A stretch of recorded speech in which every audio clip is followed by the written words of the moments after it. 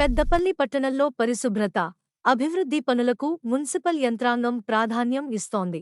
Municipal chairman Nugilla Mallaiah ward పర్యటన నిర్వహించి ప్రజల సమస్యలు తెలుసుకోగా, జిల్లా collector Koya Sriharsha mini tank bund పనులను పరిశీలించి వేగవంతం చేయాలని అధికారులను ఆదేశించారు.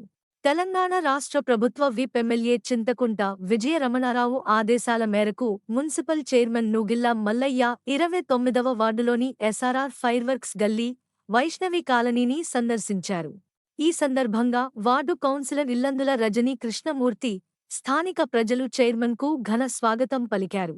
అనంతరం శానిటేషన్ పనులను పరిశీలించిన చైర్మన్ మాట్లాడుతూ, మున్సిపల్ పారిశుద్ధ్య కార్మికులు ప్రతిరోజూ పట్టణాన్ని పరిశుభ్రంగా ఉంచేందుకు ఎంతో శ్రమిస్తున్నారని అన్నారు.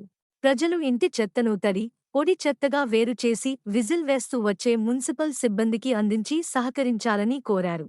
విప్ ఎమ్మెల్యే విజయ రమణారావు సహకారంతో 29వ వార్డులో 1,70,00,000 రూపాయలు వ్యయంతో సీసీ రోడ్లు, సీసీ డ్రైనేజీలు, అండర్గ్రౌండ్ డ్రైనేజీలతో పాటు పలు అభివృద్ధి పనులు త్వరలో ప్రారంభం కానున్నాయని తెలిపారు.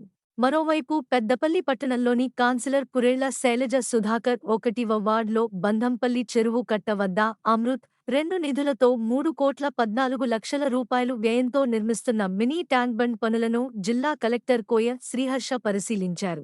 పనులను నాణ్యతతో పాటు వేగంగా పూర్తి చేయాలని కాంట్రాక్టర్ను ఆదేశించారు.